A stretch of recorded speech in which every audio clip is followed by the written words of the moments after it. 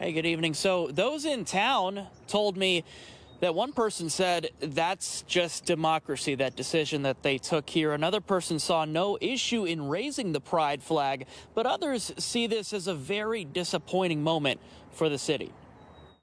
June is Pride Month, and while some publicly funded buildings like this fire station and the library show some form of the pride flag, you won't see it nearby at the Newcastle City Hall. So if we start raising flags, we got to raise everybody. How we want a Hamas flag flying over, the city of Newcastle, or MAGA flag? How about a Trump flag or an Antifa flag? We're not going there, folks. In the council meeting, Mayor Robert Clark voiced his opposition to raising the flag, instead saying everyone is equally represented by the American flag.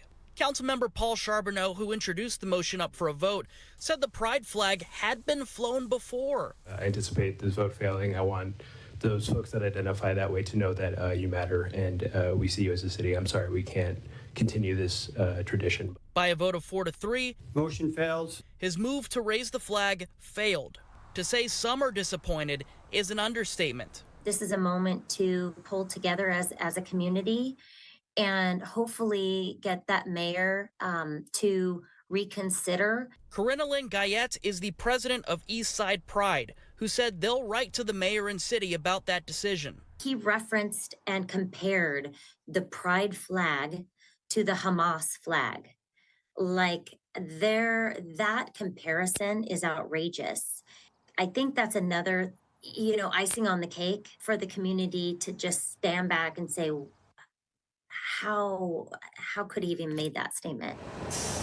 Newcastle resident Nick Aguirre told us what he'd say if he was an elected official. Let's fly it. Let's fly it. Yeah. In recognition of these people.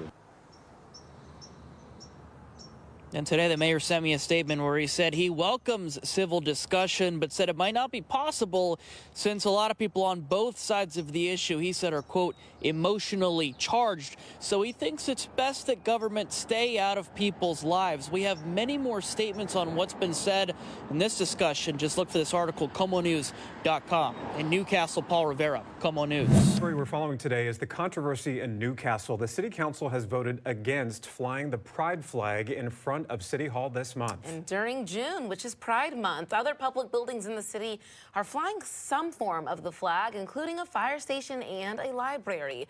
You won't see it at the Newcastle City Hall, though. At a meeting Tuesday night, Councilmember Paul Charbonneau made a motion asking the council to take a vote on raising the flag during Pride Month. The motion was rejected on a 4-3 vote. Here's what Mayor Robert Clark said that night. So if we start raising flags, we got to raise everybody. How we want a Hamas flag flying over, the city of Newcastle, or MAGA flag? How about a Trump flag or an Antifa flag? We're not going there, folks. The president of Eastside Pride says they plan to write to the mayor and city about the decision, calling a comparison to the Hamas flag, quote, outrageous. That sentiment echoed in this post from Lise, who says, nice try, Newcastle. Big difference comparing apples to oranges on what flag to fly. The LGBTQIA plus flag represents equality of our humanity, not terrorism. Butch taking a different view, posting this. They are right, whether you like it or not. It's the same with religious groups. If they allow a Bible study, they have to allow every other religion to have groups, and I don't want Satanists, Scientology, and multiple other things being in school, so we have to deal with no Bible studies. In Seattle, Mayor Bruce Harrell will raise the pride flag at City Hall in the Emerald City at 10:30 this morning. I'm struck by this. Yeah, me too. I have a tough time with the comparison. Obviously I've been open about my sexuality. I'm part of the LGBTQ community. And making that comparison between Hamas and the LGBTQ or pride flag, it's shocking to me.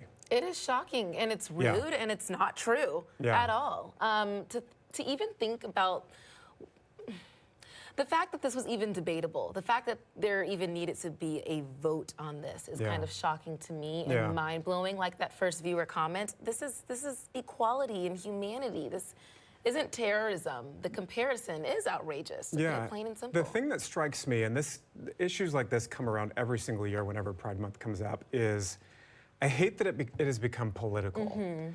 You know, you think about the pride flag flying during the month because it represents a community of which I'm a part of, yes, that's about celebrating how far the community has come and the setbacks the community has faced, and there's been lots of them over the years, and continue to face because of what's happening in this country.